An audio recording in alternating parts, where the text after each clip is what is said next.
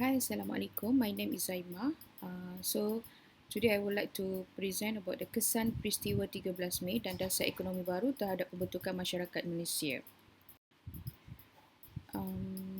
Peristiwa 13 Mei 1969 menandakan satu titik tragis dalam sejarah Malaysia, mencerminkan konflik yang sengit antara komuniti Melayu dan bukan Melayu, terutamanya orang Cina.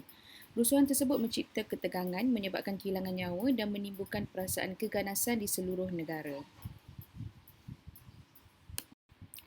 DEB diperkenalkan pada tahun 1970 oleh Tun Abdul Razak sebagai respon terhadap peristiwa 13 Mei yang traumatis. Tujuannya adalah untuk menangani ketidakseimbangan sosioekonomi, mengurangkan kemiskinan dan mengurangkan kesenjangan ekonomi di antara kumpulan masyarakat dan wilayah. Tujuan DEB diilhamkan oleh tujuan untuk mengatasi ketidakseimbangan sosioekonomi dengan mengurangkan kemiskinan serta kesenjangan ekonomi yang ketara.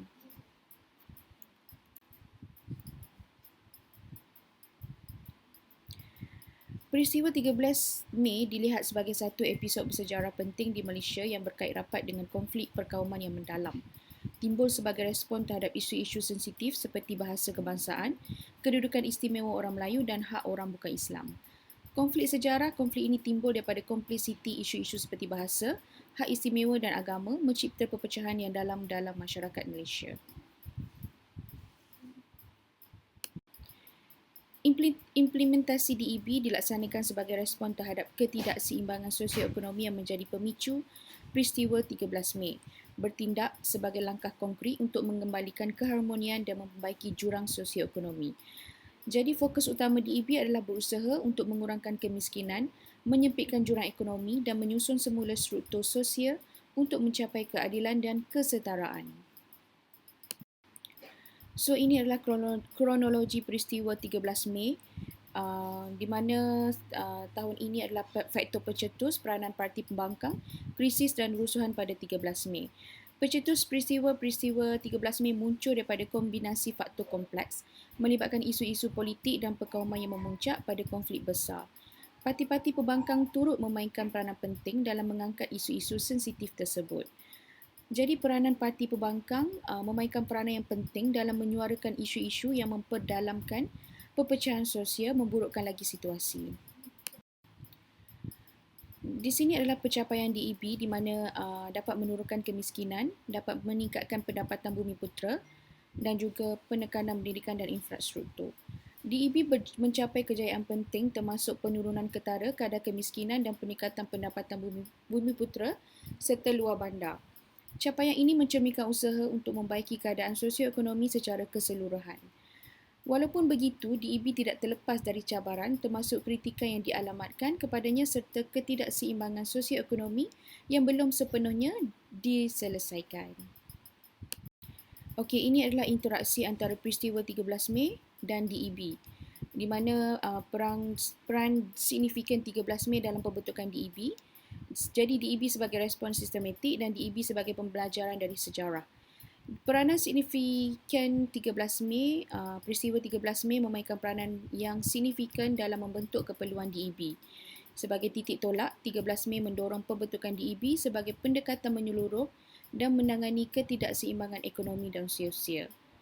DEB sebagai landasan sistematik untuk menangani ketidakseimbangan dan ketidakseimbangan ekonomi di Malaysia. Jadi impak terhadap struktur masyarakat adalah inisiatif DEB untuk mengurangkan jurang kaum. DEB membuka pintu kepada pelbagai inisiatif yang bertujuan untuk mengurangkan jurang antara kumpulan masyarakat.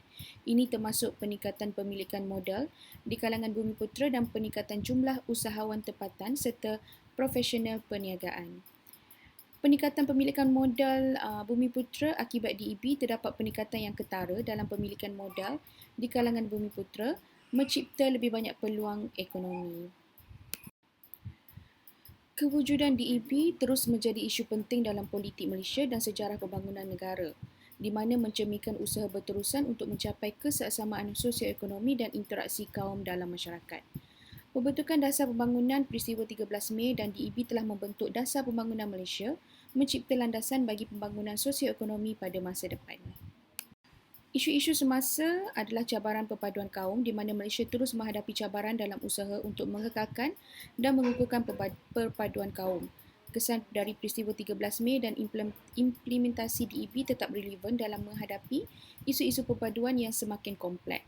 Yang kedua adalah pengaruh globalisasi, di mana fenomena globalisasi dan kemajuan teknologi memberikan implikasi terhadap integrasi ground, mencipta cabaran baru untuk keharmonian dalam konteks global.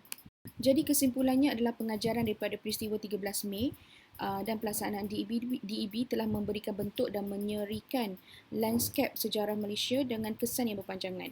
Cabaran masa depan dengan kebijaksanaan dan kerjasama, Malaysia boleh menghadapi cabaran semasa dan masa depan sambil mengekalkan prinsip dan nilai yang menjadi teras kepada identiti negara.